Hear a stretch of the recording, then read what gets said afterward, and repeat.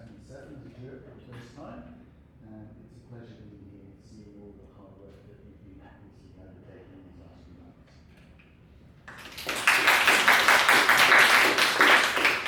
I'm Varun from India. I'm a physics teacher. This is my first time I'm going to become a jury.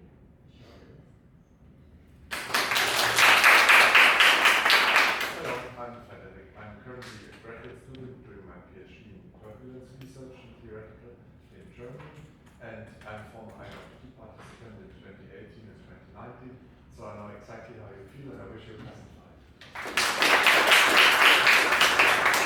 Hello, I'm Frederick from Switzerland. I'm a high school teacher. I try to train some teams, so I wish you all good luck for the fight. I'm Chen Jing from China, and I work in Nankai University. My major is plasmonic optics, and I've been in IYPT for more than 12 years. So good luck to everyone. Maybe we want to start from the reporter. Hello, I'm Faria from Switzerland, and here is my teammates, Hannah, Danley, Celine, and Alina. Thank you very much.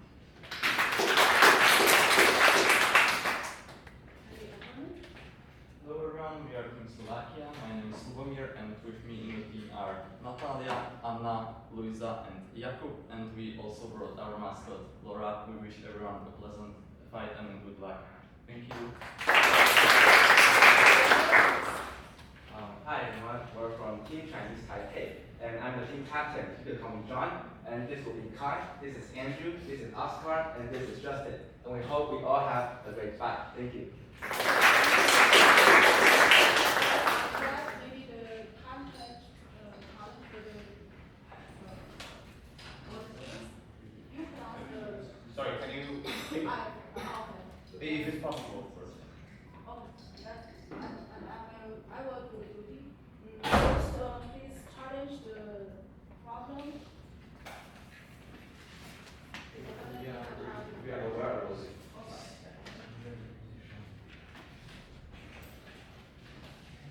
So challenge the problem.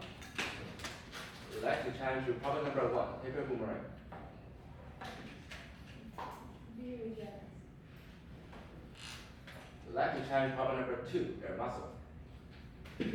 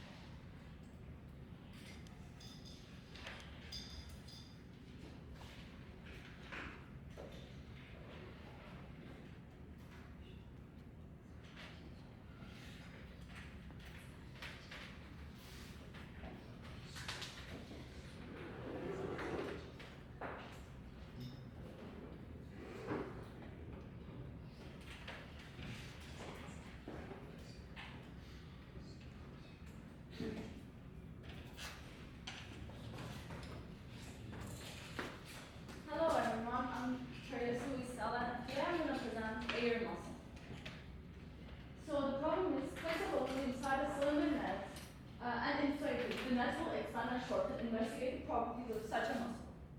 My contents will be the close description of the phenomenon, theoretical model, assumptions and limitations of my theory, experimental setup, relevant parameters, experimental investigation and demonstration, data observation and conclusion. So here's the relevant parameters that I've observed. Load, force applied, mesh hole size, net diameter, input pressure, and inflation rate. My experimental setup is my pump, my pressure gauge. My pump is connected to my pressure gauge. Clamp stand is used. The balloon, the net, mesh hole, and load and weights. My qualitative description of the phenomenon. The diagram 1 shows that the balloon muscle shows in its unflated state, the net is long and narrow, and the helix angle is angled steeply. The diagram 2 is in the inflated state, the balloon expands in all radial directions. As radius increases, fibers straighten, the helix angle reduces, causing the axial contraction to occur. The diagram 3 is the diagram shows how the balloon inside the mesh behaves very similar to a biological muscle, has the same axial contraction. So, let's move on. Air muscle works in a similar way to biceps specifically. When our muscles contract, they become shorter and thicker. The volume stays the same. When the air muscle fills with air, it gives an axial shortening and radial expansion. My theoretical model. So, here's my label diagram of the inflated state of my air muscle. This state is required to calculate the helix angle. Here's my radius, here is the length, and the n is the number of full turns, which we can also call the mesh holes along the vertical axis. And we can calculate n by using L0, which is the initial length over pitch. Pitch is the vertical distance between 2 points where the same thread complete one circle.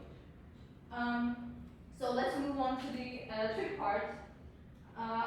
Here's the unwrapped cylinder is shown, and we can get our right angle triangle from there. The path length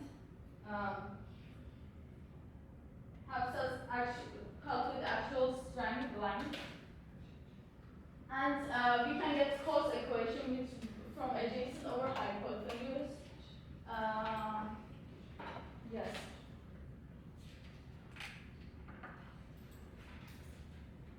Okay, so for the axial force, in this slide we will go through the derivation of the axial force. If we consider ideal energy balance with no heat loss or any resistance, work done by input pressure will be equal to the work done by axial contraction. However, in practice, not all energy converts efficiently. Heat loss occur. So we introduce an efficiency factor eta, which is between 0 and 1. We express balloon's volume as a cylinder, which is our assumption. Then we go to the trigonometry part. We derive expressions for R and L by using this right angle triangle. Then substituting into our equation, energy equation gives us the axial force. Here's my assumptions. So the fibers maintain a uniform helix angle during contraction.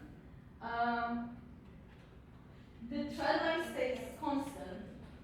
The system is under quasi-static condition, meaning that we can ignore dynamic airflow and inertia.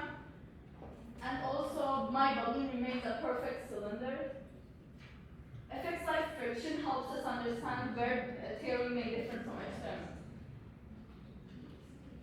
Okay, so in my mechanism of the air muscle, the physics theories are involved in the air muscle. The Pascal's principle, which converts air pressure into radial expansion, uniform expansion. Hooke's law causes elastically stretch of the balloon with pressure. Newton's third law causes the generation of contraction force. Work and energy principle makes the conversion of the internal energy into mechanical work as the muscle contracts, and conservation of length, conversion of radial to axial motion. Thermodynamics accounts for energy losses during contraction.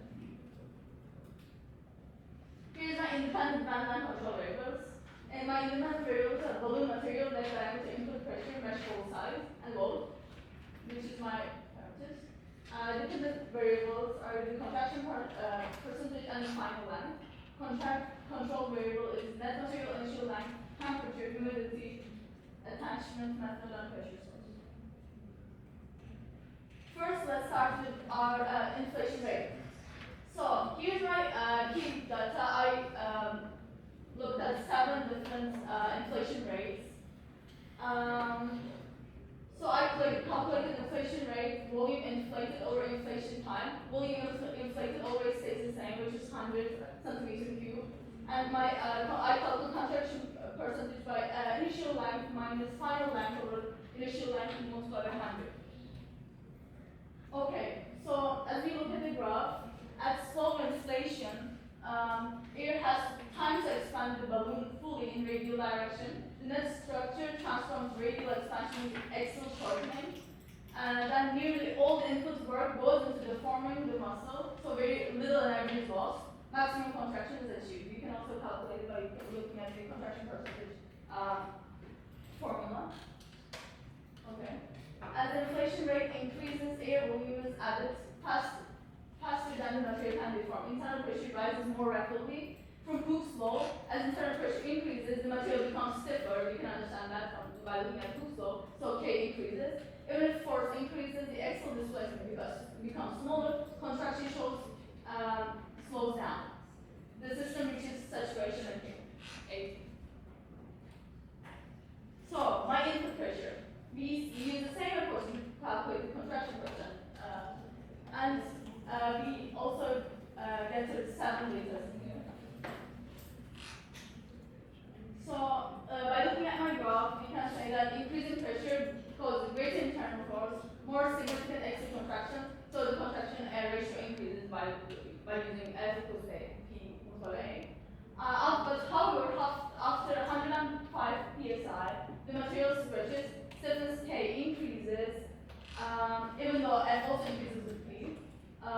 changing length drops more slowly due to cool flow, reaches saturation at 50-60%.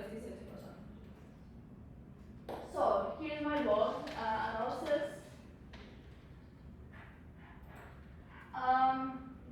As the load increases, more energy is required to achieve the same contraction, as we know that energy is shared between opposing the load and shortening the balloon. And also the pressure stays constant, the available energy is limited here. Less distance moved, contraction percentage reduces. Then F load is equal to F pressure, the system reaches equilibrium and stops contracting further. But as F load is greater than F pressure, F load resists the contraction, causing the contraction percentage to decrease, which we can see in the graph. Then I looked at different pressures, like how does using different pressures changes the load. Higher pressure, greater axial contraction, and greater contraction percentage. And higher pressure makes a stiffer muscle due to the Laplace's law, which we can see from T equals P multiplied by R. T is the axial stiffness. Okay, so here's my mesh hole size.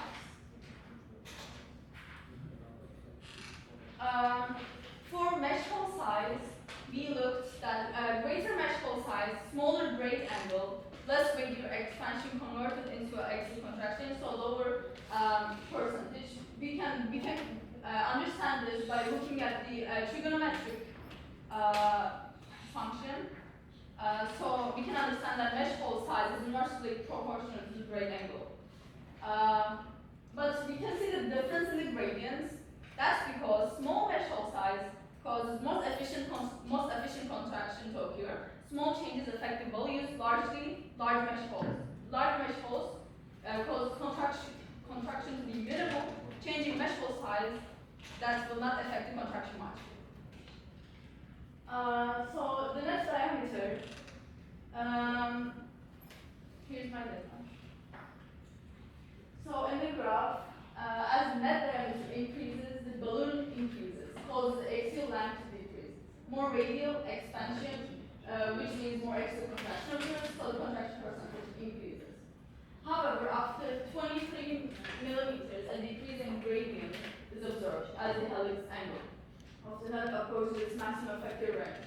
Further increase net diameter will lead to a diminishing of axial contraction. And here's our maximum effective range, 35 to 65.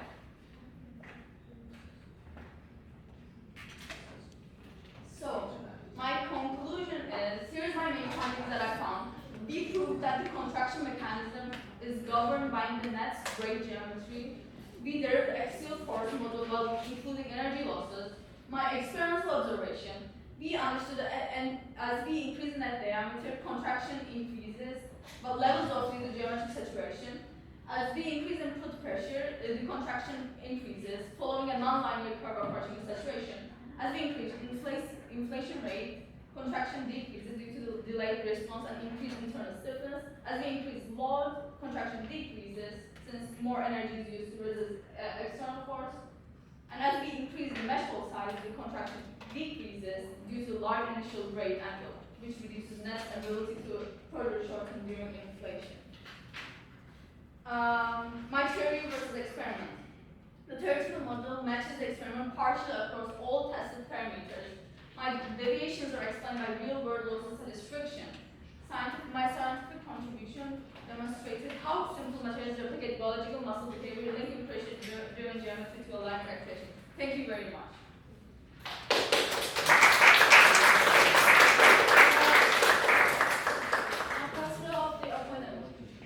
Thank you for your report. First, can you give me your picture on your setup?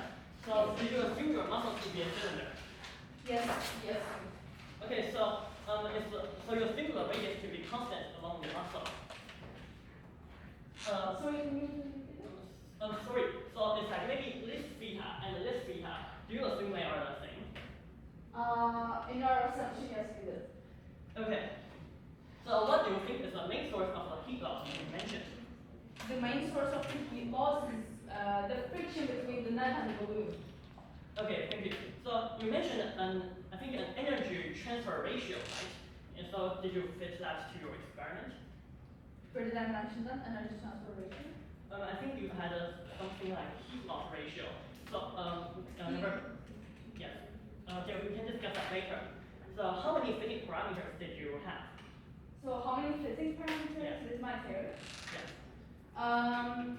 So most of my parameters partially fitted my theory with like increasing and decreasing part. Okay, so we can discuss that later. Yeah. So you mentioned you assume the elasticity of the balloon to be linear. Yes, I did. So The elasticity, you mean? yeah. Changing the elasticity? I mean that as you inflate the balloon, would the elasticity of the balloon be linearly increase or would it be non-linear? It would be linearly increasing. Okay, thank you. So I think you mentioned some thermodynamics process. So do you think this process is isothermal or adiabatic? Oh, so I think that this process is adiabatic. Okay, thank you. Can you go to experiments about your inflation rate? So how did you control the inflation rate? As I believe you used a manual pump. How did I control the inflation rate? Time. Okay, next one.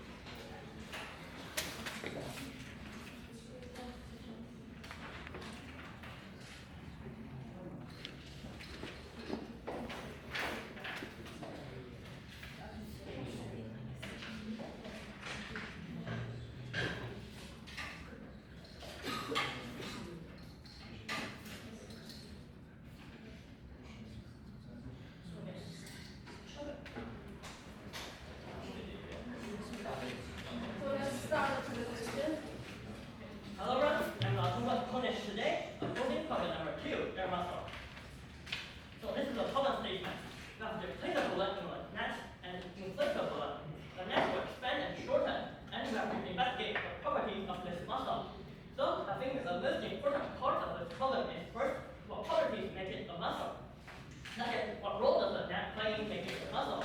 And then finally, what are the muscle properties?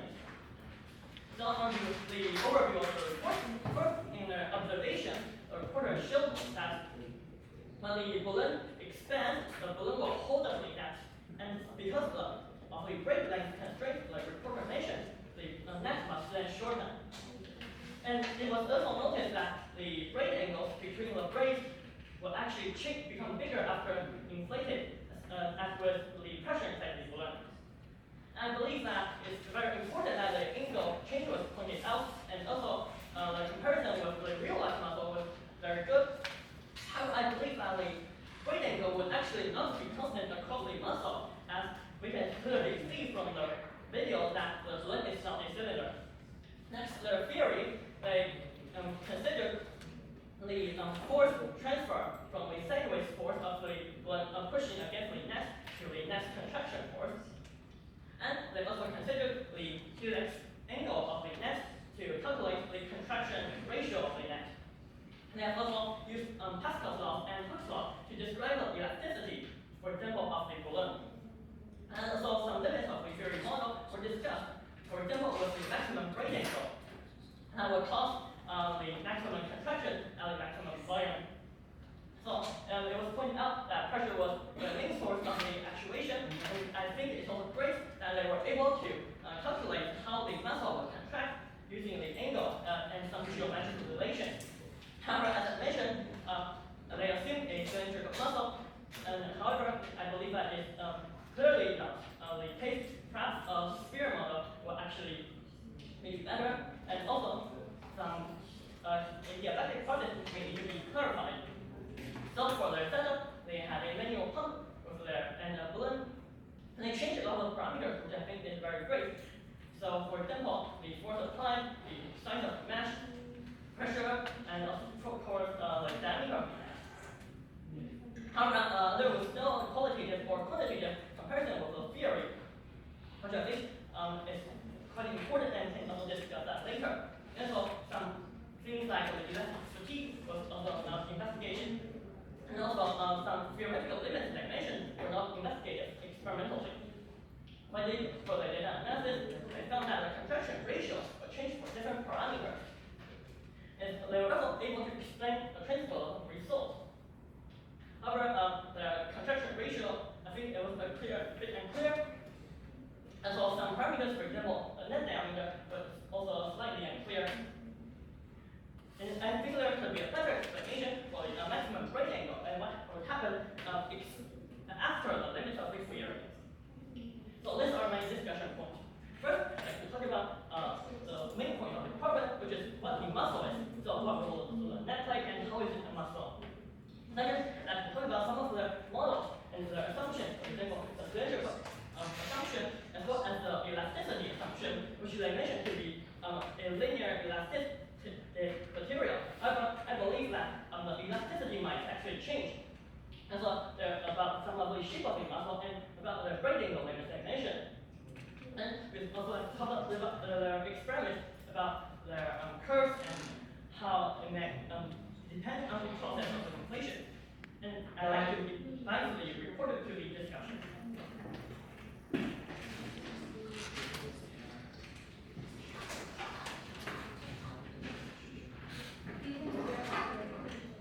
Okay, thank you. First of all, I want to make sure that I was going to say Asperm, not diabetic, because he also cures due to friction. Okay, so okay, we can maybe go back to that later. So my first point is about like what makes it the muscle, because you mentioned that the main point of the muscle is that they contract, right? Yes, it's a muscle. Does the balloon expand in all directions, or does it only expand in width? It expands in all radial directions. When you inflate the balloon, does the hole become longer? When you inflate it, yes, it does. Then I think it's very important that why the muscle contracts when the balloon becomes longer is that so you have to do with length. So because the balloon becomes longer, well, why does the muscle actually become shorter? This happens due to radial expansion and maximum contraction. Yes, I believe that this is the very important mechanism where the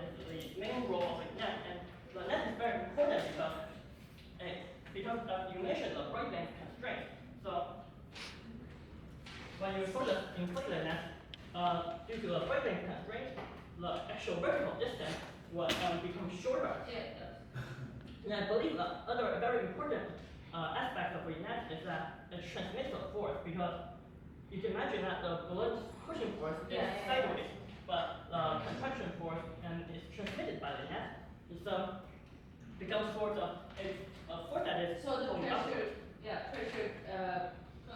pressure gives force inside the balloon to, to shorten, no, not shorten, to radial expand. Yes. I'm glad you clarified that. Yeah. So next, I want to talk about my next point about some of our assumptions. Yes. Because you mentioned that you assumed the muscle was cylindrical, right? I think those are my assumptions. Yes, because I think that for a cylindrical muscle, would you agree that because we can some kind of write maybe assuming it's organic, we can maybe write a simple.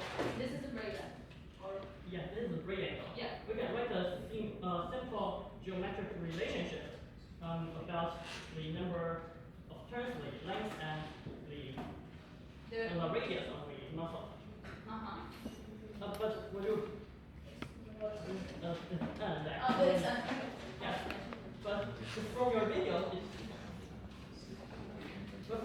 your muscle kind of looks more like this, right? Yes.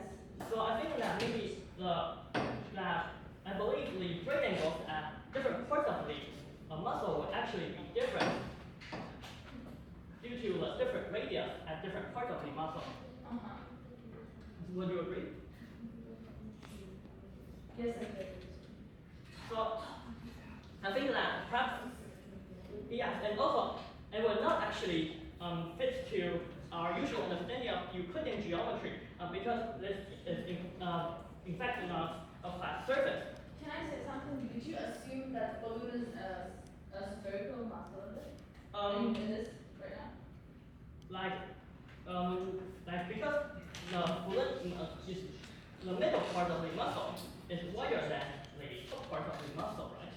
I agree, a spherical model could be, but however, I believe a cylindrical model is sufficient. The net prevents balloon from taking a fully spherical shape, and I believe it looks more cylindrical than the balloon expansion. I believe maybe it will also be sort of elliptical, but I think that the radial contraction at the top and bottom is too significant for cylindrical model. Next, I would like to talk about your assumptions for the elasticity of the balloon. Could you go to that page? The elasticity? I think you- never mentioned elasticity, but you asked me questions about elasticity, okay? I think you mentioned the Hooke's law in your report. Oh. I mentioned Hooke's law in here and also here. Which one are you talking about? Maybe where your theory was. My theory part. Yeah. Because you used Hooke's law to model the stretch of the balloon, right? Yes. But when you inflate the balloon, The balloon. will it become harder to inflate as the balloon becomes very big?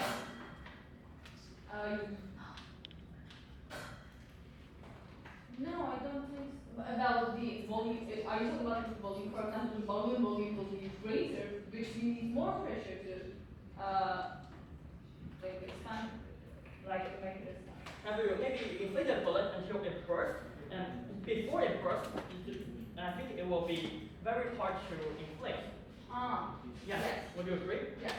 I think this is because the elasticity is actually not linearly dependent on the stretching of the balloon. And I think, so yes, there will be an elastic region, linear region, and I think that as the radius increases, the elasticity will also increase. Maybe we can also model this using Laplace law for a simple understanding of assuming it's a sphere, of course, which is that when the radius increases, when it becomes bigger, the tension in the wall also increases. So I think that this will cause the balloon to be harder to inflate when it's bigger. I also looked at the elasticity as a parameter if you want to see, as an additional parameter. Okay. So we can look at it later. Finally, I want to look at my last point on your model is that your limit for a braid angle. My limit for braiding. Your vision is about 45 degrees, right? Yes, 35 for my braid angle. This one. Yes. This is my maximum effective range, and this works for the photograph. So I took as a braid angle 45 plus minus 5. So is this experimental or theoretical? So for this is experimental. This is your experiment. Yes. So you measured the. No, plus minus 5 is looking at the uncertainty. I measured my braid angle. And so. No, I actually like calculated the radius and N and L. Then I used tan theta to calculate it. Okay, I think that's actually great. Yeah. So, does the braid angle keep increasing at 45 degrees if you keep inflating it? If I keep inflated, does the braid angle increase? Yeah, because you mentioned this is the maximum. No, this is not the maximum. This is the maximum effective range, 35 to 65. Yes, and what would happen beyond that effective range? So beyond the effective range is the gradient of the graph, basically. So the contraction percentage. Yes, I also agree that of course it will be harder for it to keep contracting, and I also believe that you mentioned earlier something about the force. It's something that looks like this, right? If I remember correctly. I think. Yeah, I think you used delta, but I think that this maximum angle is due to that when this is 0, there will be a maximum braid angle we can find, which is that when the balloon muscle reaches maximum size, and so the force would actually be 0 because it cannot become any shorter, which can be derived from this. And I believe that when you keep inflating it, it might just kind of explode, or that might also break as well. Yes. Okay, next I want to talk about what your experiment. This is my input pressure experiment. So, you mentioned how you inflate the balloon differently might affect. Inflate rate, yes. Inflation rate. So I use this. I change the inflation time, and volume inflated always stays the same. So I use pressure gauge to check. like different columns are different experiments, right? Yeah. So once the pressure, for instance, the expansion change if you charge it faster. Building Nine. Okay, thank you. Now for the summary of the discussion with the reporters. First, we discussed the main mechanism of the muscle, and it was that the muscle, the net, would transfer the force from a horizontal force to a vertical pulling force. And we discussed that, and that was very important for this phenomenon. We will discuss the limits of their model, and that the braid angle will not be constant across the entire muscle, as the muscle is not a cylinder. And so I believe that closer to the middle, the braid angle would be bigger because the balloon is there and the radius would be wider. And also, we talked about how the elasticity of the balloon depends on the expansion rate, and we clarified that it was not linear as the balloon would become harder to inflate. And I believe that perhaps using a plus law would allow us to account for the increasing tension. We also talked about how the maximum angle is due to energy transformation limit. And we also talked about some of the experiments. Nine. Hello, my name is Anna, and I would like to ask some questions to the viewers. So can you please go to slide number 18? Did I see it correctly that inside of your balloon there is 120 psi? 120 psi. Do you stand with that? Yes, I do. Okay, and does the opponent think this is realistic? 120 psi. I'm not familiar with the unit, but I think that is not unrealistic. Okay. Then I would like to ask the opponent, can we go to slide 12? Where in this final equation do you see the elasticity that we discussed for so long? I believe that they mentioned the Hooke's law in the Inside the page. equation. Slide 11, I'm sorry. Yes, in this right equation, where is the elasticity? I believe that it was not on this page. Okay. Then I would like to ask whether the model is applicable for hexagonal net to the reporter. The model, my Yes. favorite is the model. Yes, is it applicable for hexagonal net? No. And did you use hexagonal net as we seen in the videos? This is hexagonal. Yes, I have used hexagonal net. Okay. Then I would like to ask whether on the slide 13 we can see that the balloon deflates after quite little, slightly when we stop pushing the air. Was the setup airtight? Can you tell me? 13. Okay. You can see that it slightly deflates. Do you think the setup was airtight? I think it was airtight. Okay, I think agree with that. For the opponent, what do you think are the larger sources of losses in this case? I believe that the friction between the balloon and the net will be quite significant. And other losses? Yes, the balloon itself would have kind of internal friction, which will cause energy loss. I would like to ask whether you both think that the effectivity of the balloon was a constant for the reporter. The effectivity of the balloon. Yes. So, like, As a muscle, as a property of muscle, was it effective to how many percent would you say? Like the input energy versus the output that it provided the work. So we take heat losses into consideration and stuff. Do you think the effectivity is a constant? Yeah, the constant. You mean what do you mean by the Like whether overinflating? effective? What? Can you clarify that? Like the input energy or work you put into the balloon and the work it does, the pulling out. No, I don't think it will be constant. Okay, thank you. And last question, what would you think would the shape of the balloon be with approximation? Sphere or elliptical. Okay, thank you.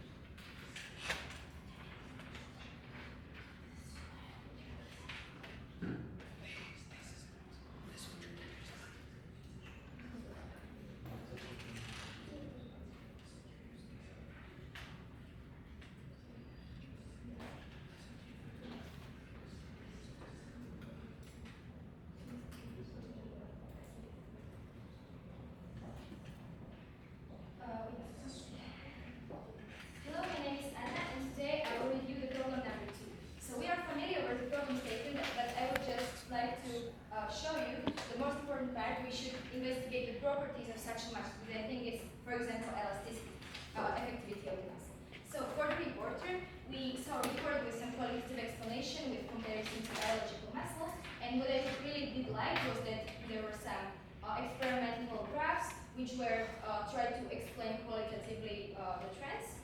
Then we saw some assumptions that were partially correct, such as the extensible net and quasi-static state, and some relevant parameters were noted.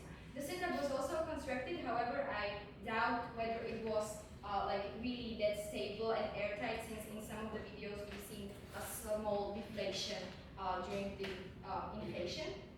So for the negatives, first thing I noticed was that there was in some graph, the reporter also stood by it, that there was 120 psi inside of the balloon. This is enormous pressure. This is equal to more than 800,000 pascals, which is 8 atmospheres, and I think this is really unrealistic. In our case, like, I think the balloon would just explode and it wouldn't hold together, so I don't think this is relevant at all, and it's kind of suspicious. Then we saw no quantitative comparison with theory, although we saw some derived equation. And I think this is quite black on this presentation. There were also some really incorrect assumptions, such as uniform angle throughout the whole balloon, which changes in that direction, as the opponent pointed out in the discussion, and the assumption of cylindrical balloon, which clearly was not relevant. But some of the assumptions were correct, as I mentioned earlier. For the properties of muscle, I don't think they were investigated enough, since the reporter couldn't answer my questions for whether the effectivity would be constant during inflation or not, and I feel like this is the first property of muscle that comes to mind in this case. For the opponent, I like the questions about the initial assumptions and how the inflation rate was controlled, and also he mentioned the energy losses. However, I don't think a question about fitting parameters was relevant, since there was no quantitative comparison in the presentation at all. For his speech, I like that he mentioned the incorrect assumptions and considered heat loss as a significant source of losses. However, I think another significant loss would be from the ineffective stretching of the rubber of the balloon. I didn't like that he didn't notice the 120 psi inside of the balloon, which is unreal value. And during the discussion, there were many points and focus on the part of the presentation that was missing, and he suggested some improvements. However, I think we should have a larger focus on the things that were actually in the report. For the discussion, I think it was quite nice. Some topics were brought up, such as the qualitative explanations of the muscle and the role of net specifically, and we agreed with the opponent that it's an important topic and maybe should be clarified more in the presentation. But it was good enough, maybe less time would be spent on it because or lower on the prioritization. Then they discussed the angle of net throughout the balloon, of which opponent said that it's definitely not a relevant assumption, since the balloon is not cylindrical, as can be seen on the majority of the videos. And reporters stood by that the balloon is cylindrical, which I think is really deeply incorrect. So, and lastly, they talked about the elasticity during the Hooke's law, which I think is not okay to use. However, it was not in the final equation, so I didn't think this was that relevant to discuss. Thank you for your attention.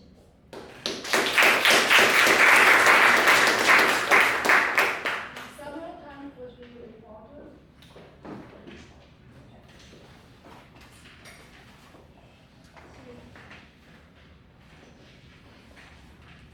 So we agree that the inflation rate angle will not be constant. Elasticity will change. There won't be angle more than 65 degrees. As the balloon will pop, the significant energy loss would be due to additional stretch of the net. We would love to talk more about properties of the muscle, but there was no time. Thank you. For the girls,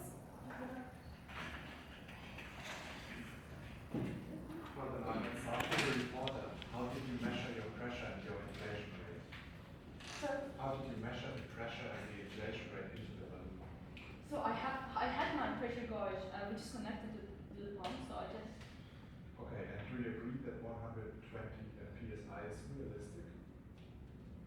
Yes, I still have it. Okay. any more questions? Yes. For the opponent, from what do you think that elasticity comes from? Elasticity, like stretching of the rubber. Yeah, not you know the rubber. When you have the muscle filled with air and then you put the weight and you got this elasticity then it will show. You mean the entire muscle field? Yeah. I think that the compressibility of the air overall in the entire muscle. Maybe to the reviewer. Yeah, when you were testing your balloon, did you make sure, we saw a video where the balloon didn't really fill the muscle, but was there one that was much closer to the balloon and muscle, the actual? Yes, there was. So what was the difference between the two? You mean about the muscle? How they operated? The difference? So, the balloon that was close to that you're talking about? Yeah. I can't actually get the question. Yes, to the reviewer. You've mentioned that Hooke's law is inappropriate for the balloon. Could you perhaps imagine another model? I think the stretching doesn't necessarily has to be linear in extreme cases, but I think it was not relevant to discuss since it was not in the final model. Another question. Did you investigate at all the muscle has to obviously go back to its shape? Did you investigate the contraction as well? So the exocore contraction and radial expanding when we inflate it, but during deflation it goes back to its own. So it And it follows the same line or it's a different line? in the graph. No, because there will be some heat losses occurring. So like some hysteresis. Okay, thank you. And for the reporter, question for you, do you believe that the plastic force of the balloon is linear or non-linear? Plastic force? Yes. So from the internal pressure, for example, internal pressure acts on the balloon at the horse. Are you talking about that or? Not only in the vertical axis, but in the horizontal axis. The plastic force as it inflates. It will be lying linear. Any questions? To the opponent, you were talking about adiabatic expansion or not. Do you think it would be adiabatic? Can you make that clear, or if not, why not? I think that when you push air into a balloon, it will be slightly compressed, you can imagine. So there will be a slight change in temperature, which will increase. So that will be a change in temperature, but would it be an adiabatic? I think that rubber is not a good conductor of heat, so it would be, the heat transfer would not be very big. Okay. And to the reviewer, would you agree with that? I don't necessarily think it would be adiabatic since I think it's quite a slow.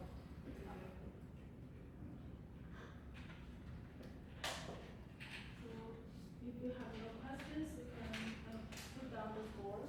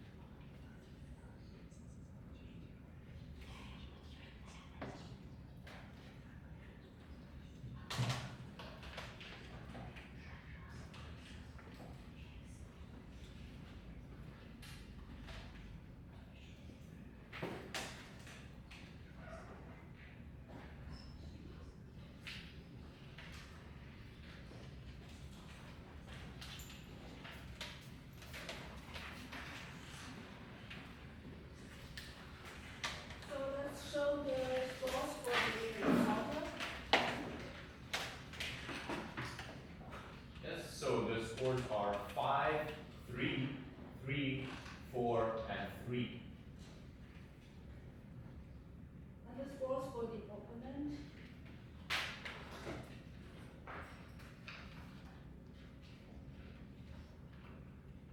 So the scores are 6, 5, 5, 5, and 5. And the scores of the viewer.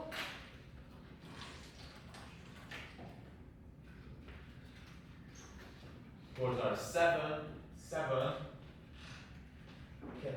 okay, 7, 6, and 7. Thank you.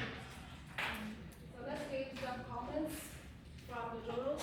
I have the score sheet.